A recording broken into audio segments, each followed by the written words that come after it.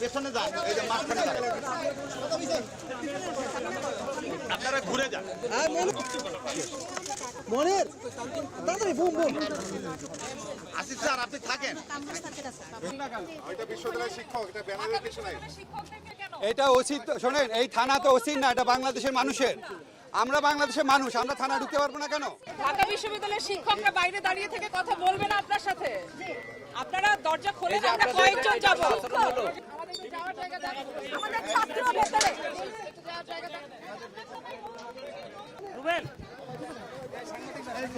ভাই ভাই ওই বাবা মার কি যায় আপনারা বোঝেন?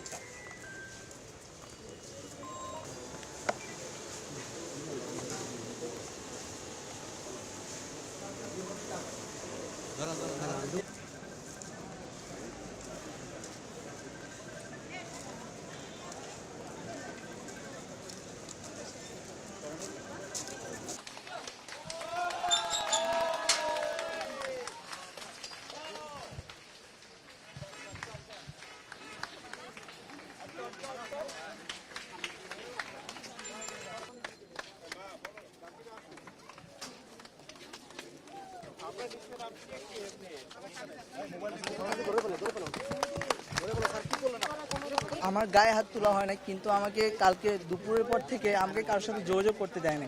প্রথমত এইটা, তারা আমাকে রাত 2টা পর্যন্ত রমনা থানায় রাখছে।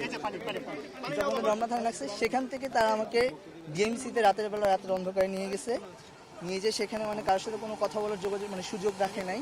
তো আমি এক সুযোগে ওখানকার যে ডাক্তার ছিল তাকে ইশারা দিয়ে মানে একটা নাম্বার, আমার ফ্যামিলি একটা নাম্বার দিয়ে রাখলাম।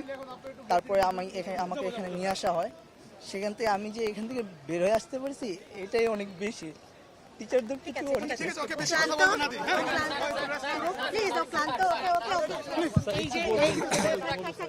আমরা আমরা আমরা আমরা থানাতে যেটুকু জেনেছি, আমাদের ছাত্ররা বলেছে থানায় তাদের উপর ফিজিক্যাল অত্যাচার হয় না, কিন্তু দুটা ছাত্রকে কোনো রকম যোগাযোগ করতে না দিয়ে এরকম অভিযোগে আটক করে রাখা, এটা অনেক বড় একটা মেন্টাল টর্চার।